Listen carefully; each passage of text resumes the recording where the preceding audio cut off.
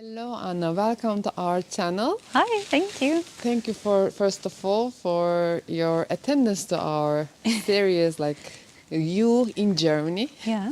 It will be my first English session, so I'm so excited. If it is okay for you, let's start from you. Who you are, how old are you? Please introduce yourself to us.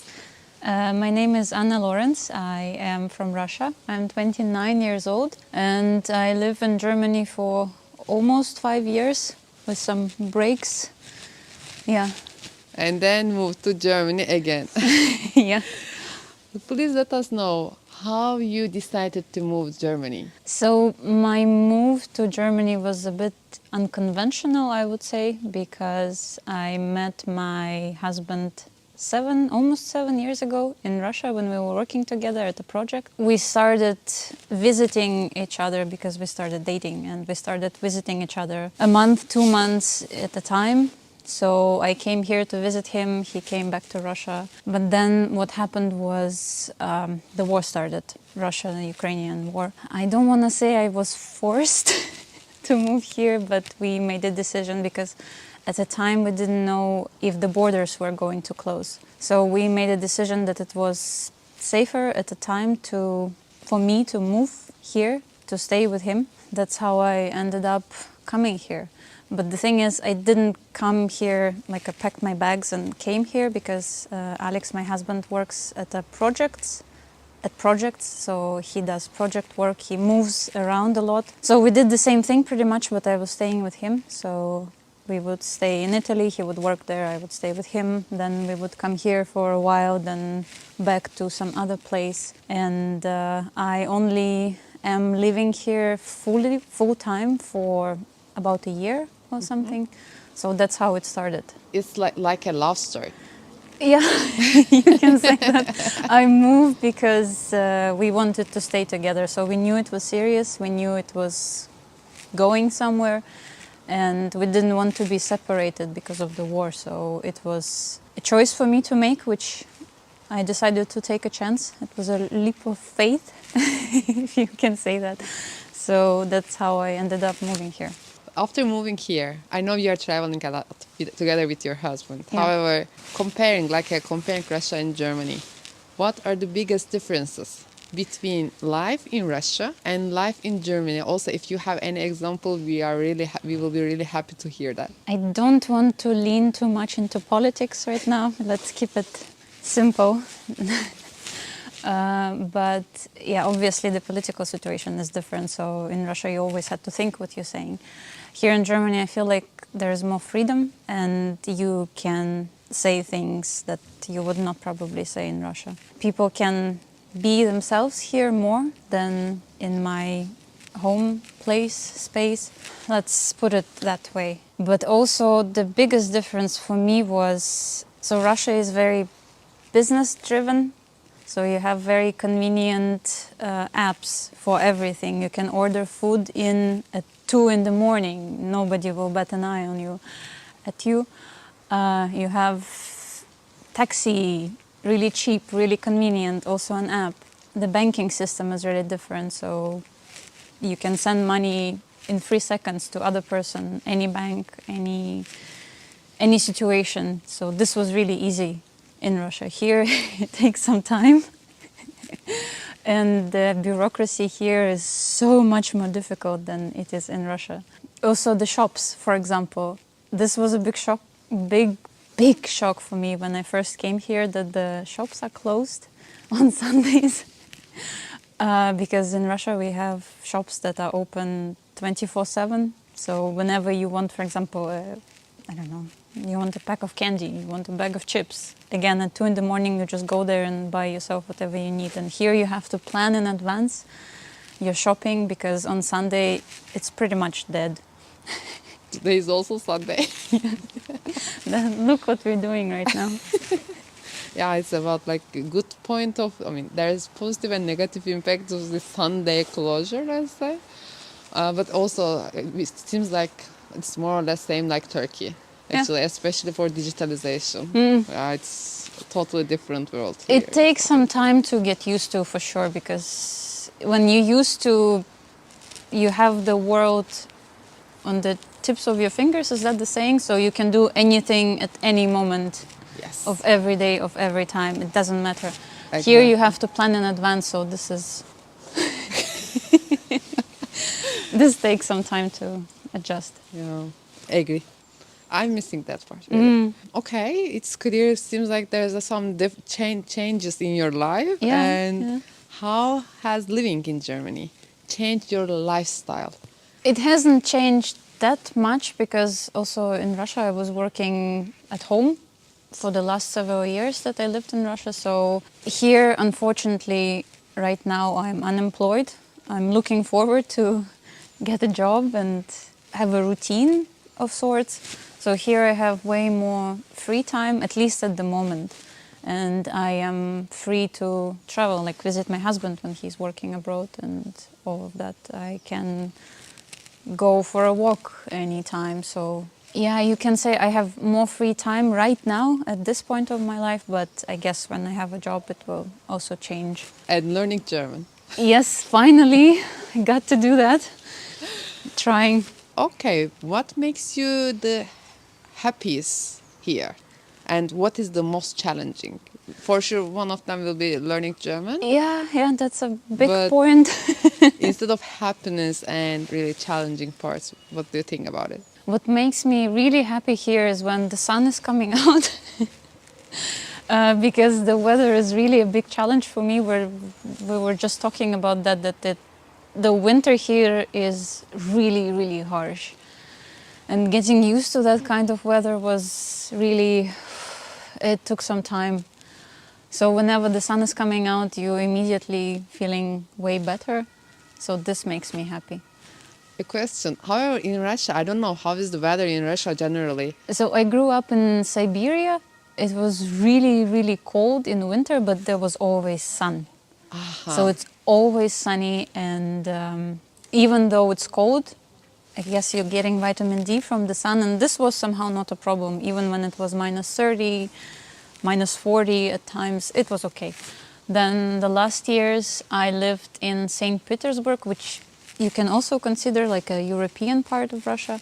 There the weather was also challenging, but somehow there it didn't feel as harsh as here. Some problems as well, but it was okay-ish. Whilst here, it's winter, you know the depression is coming. More cloudy. It's Gray. so cloudy here, and it's not this bright colored cloudy, you know what I mean? It's just dark gray all the time, and it settles in. At first you're trying to fight it, then it just settles in, and you are kind of surrendering to the gray. Your soul is becoming gray as well. So this is really a challenge. You're right. Actually, in Ankara, also like Russia, Yeah. it's like, yes, it's cold, minus something. Yeah. However, as you said, it's always like a sunny outside. You're not feeling like, yeah, it's cold, but everything is okay. Sun is shining and feeling better. I would say another challenge is, learning Deutsch, German, because, the articles, so many articles. Why, exactly why? So this for me is also a challenge, but it also makes me happy that I'm finally digging into it, getting more confidence, starting to actually talk to people. That feels nice. That makes me happy. I agree. Also, it's like a part of the adaptation. It's adaptation is, it's very important to speak at least a little bit of the language to understand the culture better, I guess, and the way people are operating on the day-to-day basis. And that's just important. And when you're starting to slowly but understand what's actually happening around you, that makes it easier. Is there something you would say is definitely part of German culture while living in Germany? Two things come to mind. First one is beer drinking. So this is really a big part of the culture because, I mean, you can see it on Instagram. People are making the short videos, what's the name? Not TikTok. Oh God, I'm so old. Reels. So people are making reels, and It's like I'm going for a walk. No, not for a walk. I'm going for a hike. In the end of my hike, I'm getting a beer. I'm sitting there enjoying life after this long, destroying my body hike, and then I'm drinking a beer, enjoying a beer. It's not just drinking, you're enjoying it. You going for a bike ride. After the bike ride, you are drinking a beer. And it's somehow very sweet that it's not frowned upon, you know what I mean? So people are not judging you when you're just sitting there enjoying a beer. You can also see like a grandpa sitting on a bus just drinking a beer and enjoying it, and nobody would bat an eye because it's normal, it's just part of the culture. Exactly. Actually, also in the beginning, drinking inside of the bus or train was like a surprising for me. However, it's turning like a normal. Yeah, it is normal here, and I find it endearing somehow. Because, for example, in Russia, you can't drink in public, so you can't just sit on a bus and drink a beer because police would come, and this will be a whole big thing, and you just sitting there enjoying a drink. And I saw one time a group of dads with their tiny kids, you know, in a sling, and they were just sitting around the table and having a beer. And this would be frowned upon in Russia because, oh, you're a dad and you're drinking like on a job and you're caring about your baby. But here, it was so nice to see. It's nothing bad is happening. They are just enjoying a beer while taking care of their babies, and I find it really cute. Are you going to hiking or riding together with your husband? Do you try or not? Let's say yes, but we're not necessarily. From time to time, I would say yes. It does not happen often. We are both very lazy people. Not very lazy, we are lazy. But when it happens, yeah, it's just nice to have a beer. Yeah, beer for sure. I said that after moving to here, okay, this is real beer. I'm drinking real beer right now. And the second thing that comes to mind when we are talking about the culture, for me personally, I say Christmas, how Germans celebrating Christmas. Because at least from what I saw, it's so important not only for small kids but also for grown-ups, that they are making a big deal out of it. So also grown-ups are very involved into decorating, into preparing food, into making it nice and cozy for everyone. Like my father never really cared for, we don't celebrate Christmas, we celebrate New Year's in Russia, like here they celebrate Christmas. But my dad would just put the tree there and then we had to take care of it. But my husband's father, for example, he's making cookies for Christmas, he is decorating the tree, he is putting some cute snacks for everyone, some candles, and this is so, I don't know, this is so sweet to see because it's like a real family holiday. And Christmas markets is also a huge thing here, and I find it so, the vibe is so perfect, it's so cozy, and then you just go there and you again enjoy a beer or a glühwein, some food, and it's a big part of the culture. Exactly. When I have asked to my friends what you're doing in Christmas holiday, I was assuming that they are going to other countries or, you know, traveling, etc. Just like a chance to be in holiday. Yeah. Like, you know. However, most of them is saying that we will be together with our family. With the family, yeah, it's a big thing here. So you celebrate with your family, even if the relationship is not perfect with your family, you're still celebrating with them, which I find it's a good thing. Maybe stressful sometimes, but it's nice to have this 1 or 2 days with your family, at least one time a year. And then New Year's, you can do it with your friends, with your spouse, I don't know, your partner. So this is really... Agreed. Really. So was there something you thought, I could never get used to this when moving from Russia, but later you did? Yeah, the shops on Sunday. I don't know why it was such a big problem for me, but I was whining about this all the time to my husband.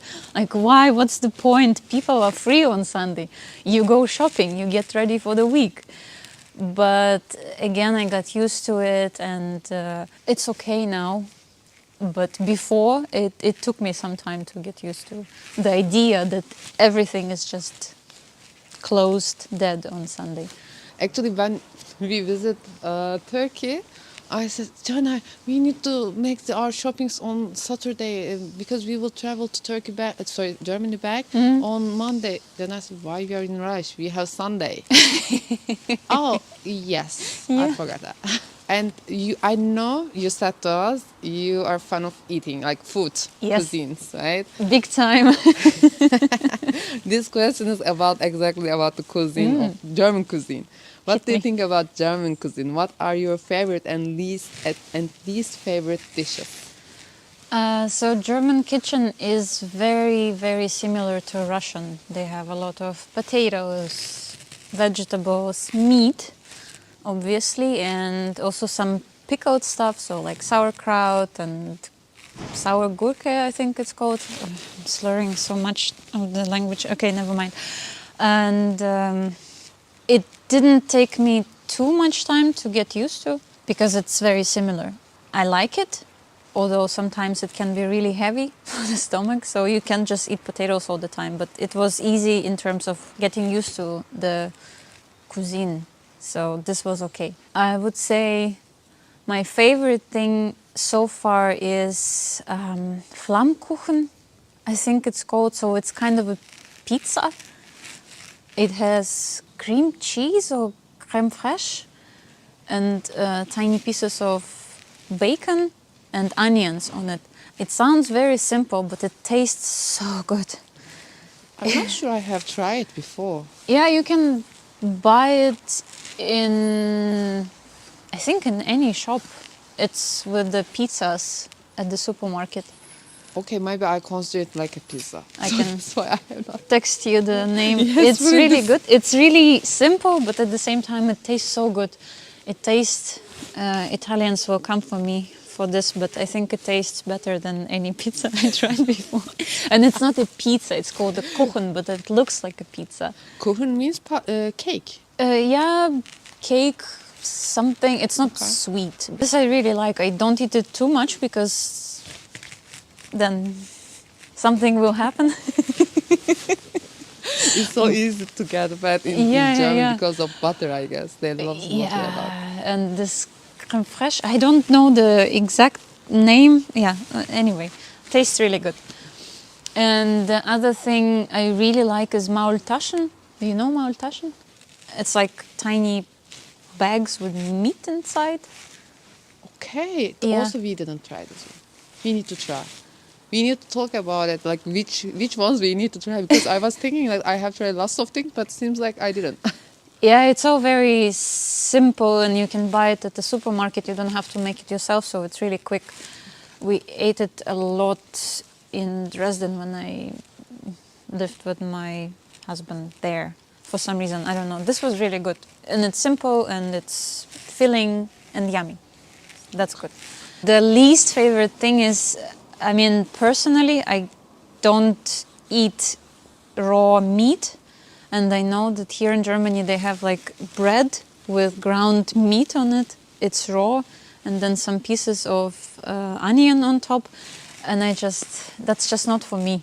So I guess this is my least favorite thing. So if you would like to compare, I know that you visited Turkey before. So comparing with Turkey versus Germany, because when I have asked my Turkish friend, it is easy for them because they're from Turkey and it's very easy to answer. However, what about from the other country person? German food versus Turkish food. I mean, I love Turkish food. I was really enjoying my stay in Istanbul. I stayed there for quite a long time, several times, because I was in between my visa time. So for me, it was really a nice food experience because there are so many good things in Turkey. It's just amazing. And also this friendly culture. When you come to a restaurant, they will give you something like a snack before your order comes in. So, for example, one of my favorite things, also very simple, but they just brought some fresh cut baguette or bread and some kaymak and a bit of honey, and this was so unbelievably good, so simple. And so unbelievably good, and it's a nice gesture from the owner of the restaurant. So here we are happy that you're here, have this snack, and it's so good, it's so delicious, everything is fresh, amazing. Love my stay. And pita and kebab and all the grilled meats and vegetables, it's all You know, you are trying to learn German. My question will be for this two-way. For as an English speaker, it is easy or not. So what are friendships like in Germany? Is it easy to meet new people in here? No.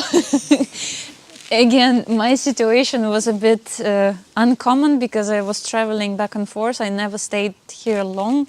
And at first, all the people I met were my husband's friends, which is a bit complicated because obviously they have a history, and then you as a new person come in and you are kind of a part of the couple.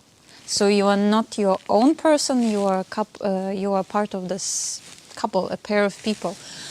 And it's very easy to not let your personality out.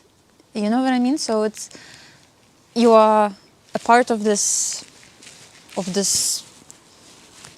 couple, the third time I'm saying that, but you are not really you are part of something else.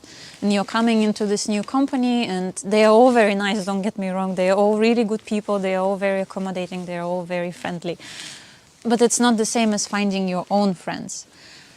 And now I was so lucky because I went to school and my group is amazing, and we are all we clicked almost instantly.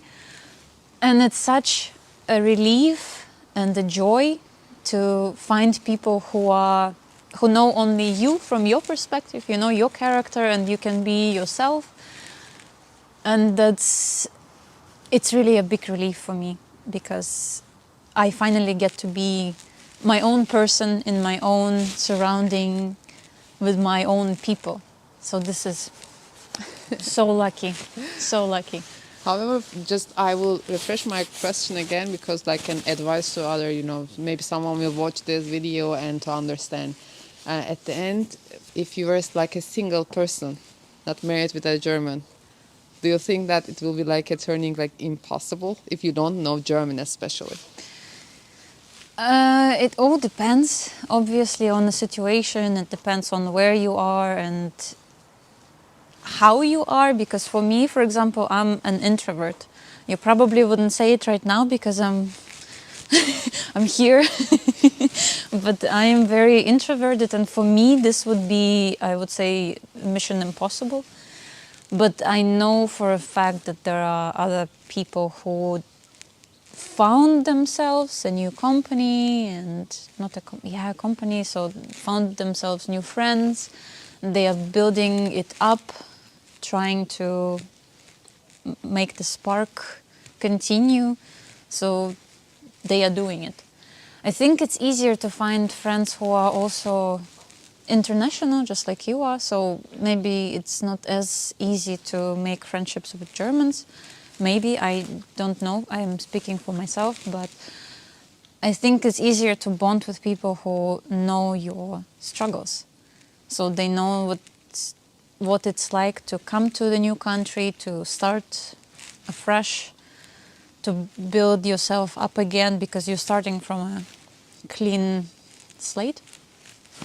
So I think it's way easier to find international friends, not necessarily Germans, but maybe. Yeah, for me it worked like that. Most of my friends is international. I have few friends as a German as well because of volleyball matches, etc. But I think the best way to socialize, let's say in Germany, is to doing an activity. Yeah, exactly. Because as staying at home or just with the people in your apartment, it's not so easy to get socialized. Yeah. And there is lots of opportunity in Germany, especially if you know German. like doing something and then connect with people from these activities. Yeah, activity, social life is very important. If you're going out, I guess at some point somebody will stick to you or you will stick to somebody. So, yeah, if you're sitting at home, it's 100% impossible. Yeah, especially in cold days. So in winter, just Drinking some hot chocolate and Yeah. staying at home. staring at the wall. What has living in Germany taught to you? It taught me to appreciate good weather. Next stop to Italy, south of Italy or Spain. Okay, I'm going now. Yeah, because when it's so dark all the time, and then one wonderful, glorious morning, the sun is coming out, you know that it's going to be a good day already. So you appreciate it way more now because of the horrible other 6 days that were in this week. Yeah. I mean, you can see it right away when the sun is coming out and, for example, you go for a walk in the park, you can see that people are also way more energized and there are way more people than there are when the weather is not good. And everybody is smiling. Well, maybe not everybody, we're still in Germany. But you can see that it affects people so much when it's sunny. Is there something you wish you had known before moving to Germany? Something like a surprise. I don't know, maybe you said to your husband, hey, why you didn't tell that to me? Not really. I mean, obviously, I didn't know some things like the Sunday shops and the banking system, so this was all a big surprise for me. I was surprised about the weather because the first time I came here, it was in winter, actually, and it was Corona time. So everything was dead. This was really depressing to stay here. And I wish I knew that I was supposed to take vitamin D back then because this could have been useful for my for my mental health. And another thing that shocked me a bit was Abendbrot. What? Brot, like when they are eating bread with cheese or bread with meat or bread with something that you put on for dinner. Yeah, exact. Sandwich for dinner, something. Not Yeah, a yeah, real yeah, yeah. sandwich, but So this was a bit, what is happening here? Is this all we are getting for dinner? is it enough? No. This was also for me a surprise because in Russia when it's autumn, winter and maybe the first months of the spring, nobody is cycling because it's way too cold, so you can't possibly... I mean, some people are still trying to, but it's not popular, let's just put it that way. Here, yeah, people are using their bikes all year round, which is, I mean, respect. I could never. I'm so cold all the time. Another thing I was not used to was recycling. So when you separate your paper, your plastic, your natural trash... Organics? Organic, yeah.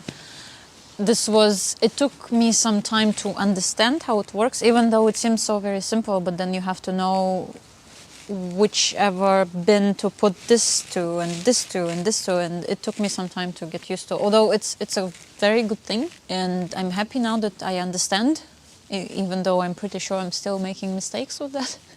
And maybe another thing was, I don't know how it is in Turkey, but in Russia, when you're going out, even to throw out the trash, you put makeup on. Okay, it's not that necessary, and more people are ditching this habit, but for a long time it was like when you're going out, even to make a shop run, you're putting makeup on, you're putting your good clothes on, you're taking your bag with you. And then I came to Germany and everybody were wearing, you know, the practical, sporty things. And I was just standing there in my coat with my bag, with my hair done, with my makeup. And I was thinking, what am I doing here? How do Russian and German cultures approach to relationships? What are the biggest differences?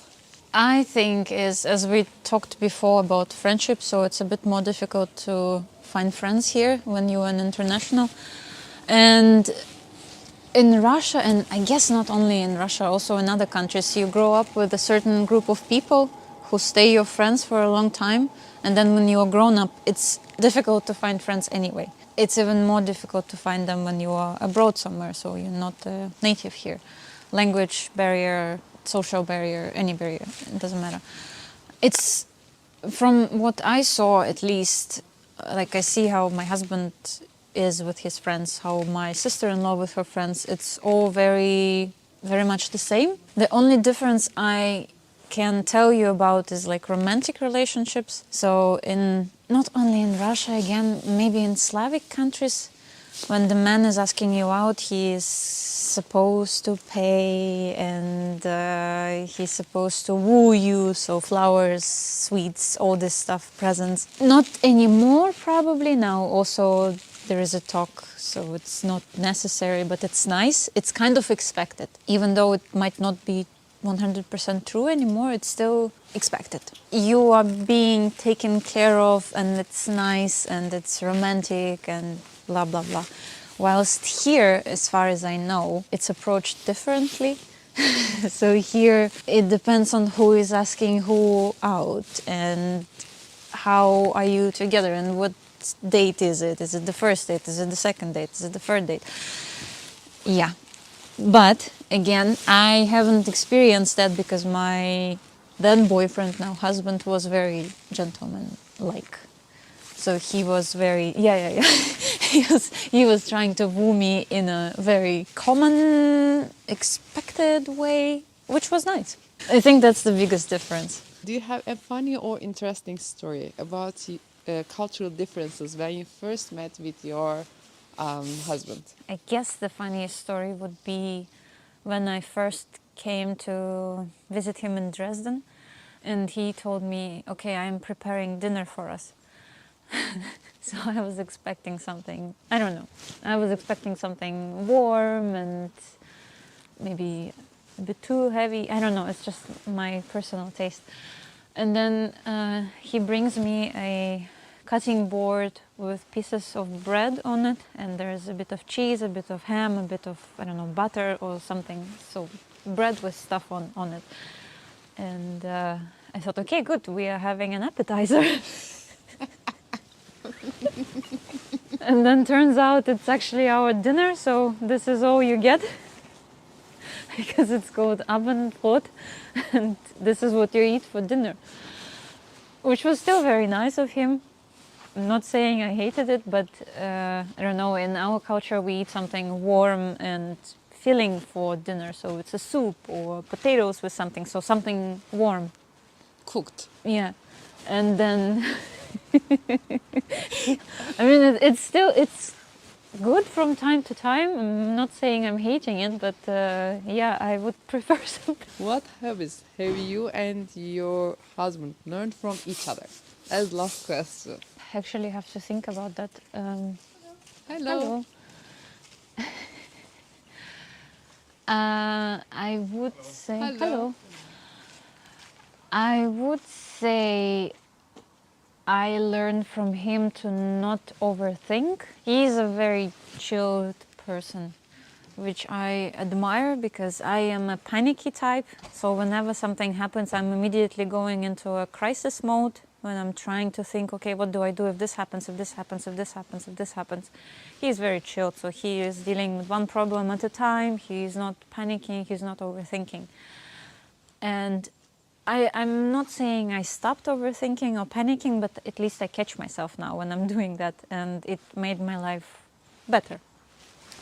And what he learned from me, yeah, that maybe eating soup is a good thing. Whenever we have a chance to have a soup, he knows that we will have a soup.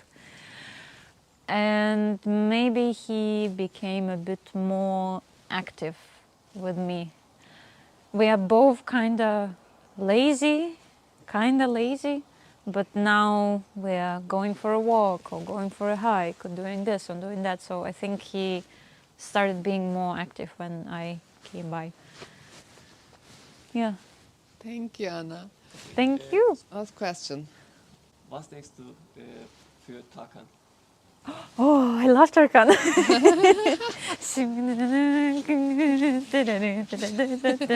I grew up with the songs of Tarkan, so Do you know he will come to Berlin at the end of May? If you're interested, we will go. Birds. Also, they are so excited. I am going already. I love Tarkan. I mean, he's very popular in Russia, so we grew up with his songs. I think everybody knows at least one or two or three songs. Version. Yes, it's good. It's a good song. Nothing to say. Exactly. Do you have a last message to our followers? I hope we all survive winter. Thank you for watching. I hope you liked the video, the interview, and if you could please like and subscribe, this would be great. In Turkish, maybe we need to try one more time. Kanalı beğenmeyi unutmayın. Kanalı Takip edip videoyu beğenmeyi unutmayın. unutmayın. Yes, amazing. Thank you so much. Thank you. Thank you for having me.